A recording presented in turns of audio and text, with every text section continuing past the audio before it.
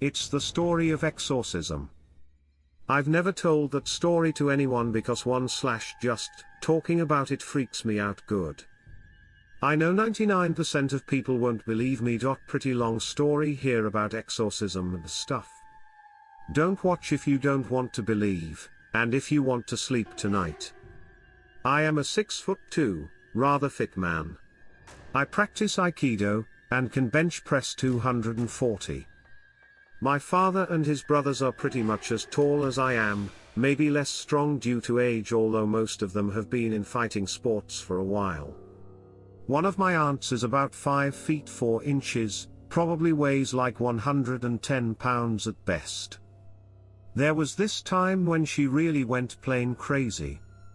She would get incredibly angry / out of control at random times, spitting nonsense words, and there would be absolutely no way I, or my father, or both of us would be able to get her down.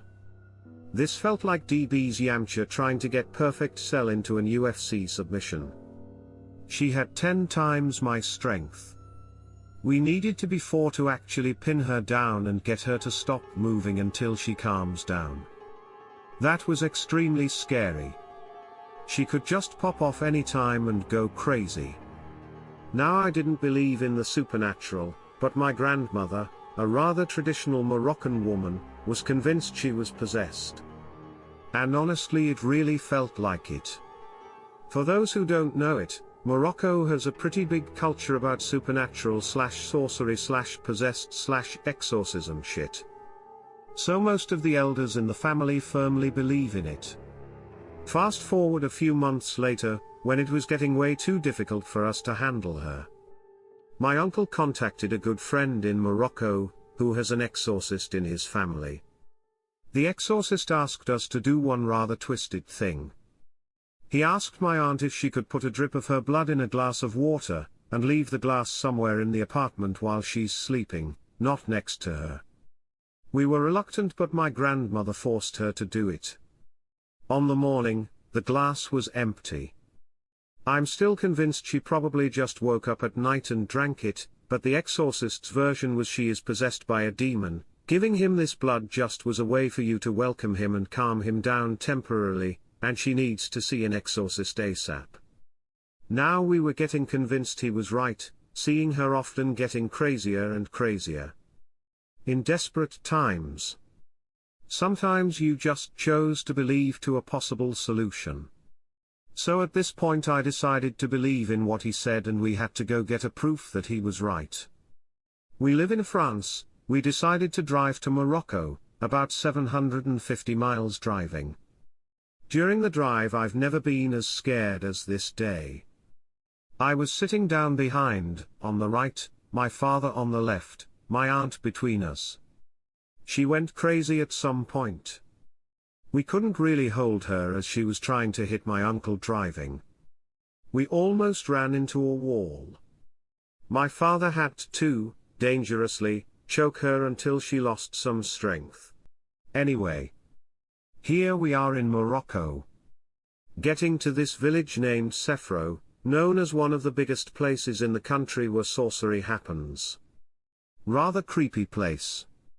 And not in a conventional creepy way. What we know of creepy are just what horror movies picture. The African creepy is on another level.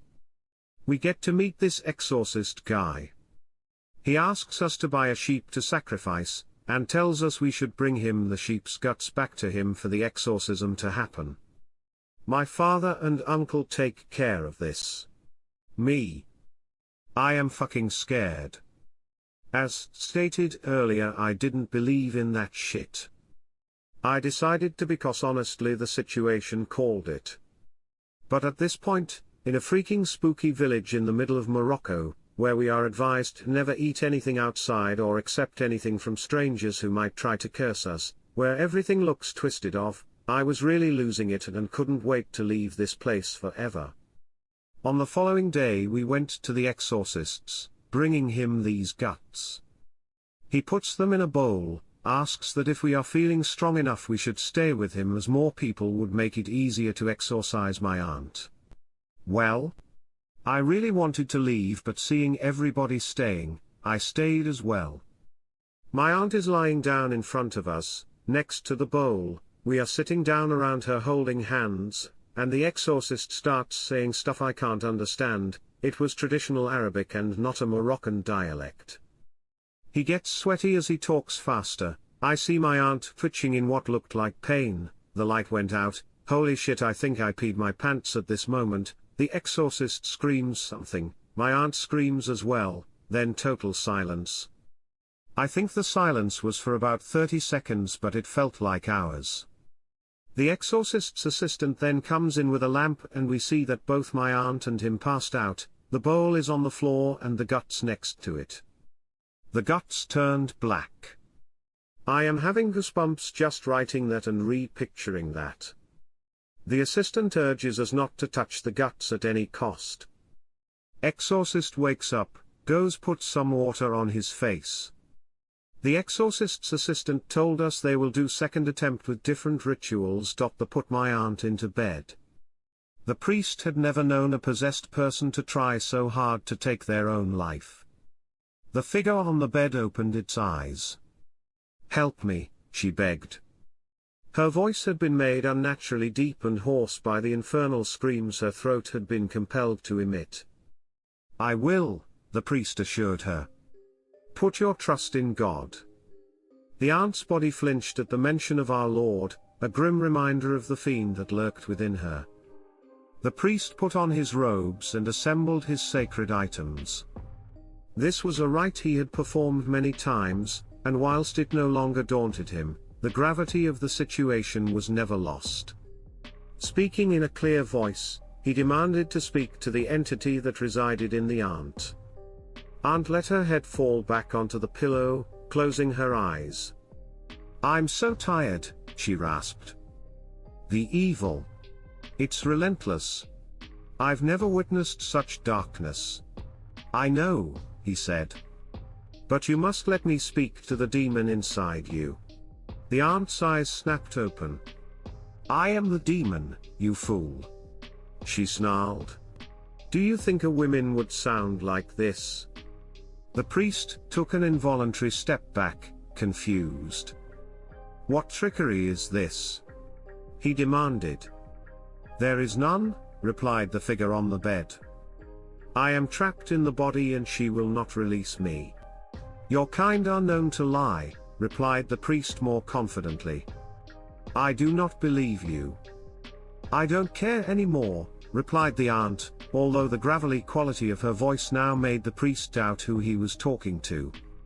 "Whether you believe me or not, just banish me from here. Send me back to hell. It is what you set out to do today, after all." The priest could not argue with this logic, but it seemed wrong to do what a demon wanted. He still wondered what the ruse was.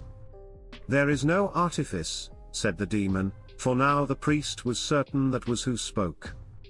"You cannot imagine the torment I have gone through, inhabiting this body. The things she has shown me. Many times I've tried to end her life, taking over her body when she sleeps, but I have failed on each occasion. So she keeps me here. Tortures me. Makes me her audience and her scapegoat. Now hurry, before she wakes." "Very well," said the priest uncertainly. "I will perform the ritual." "Ah. Good luck." "It is you who will need the luck once I'm gone," said the demon. "But thank you anyway." Suddenly more terrified than he had ever been, the priest began. "At least, demon left the body. I have never seen my aunt showing any problem whatsoever since this day. Her crisis periods never happened again, she never went back to this angry mode, and to this day that honestly still scare the crap out of me. Just seeing her now gives me the chills. And the worst is, her sons love me, but I really have trouble staying around her as I am genuinely scared, and they obviously don't know why. Sorry for the extra long post, guys.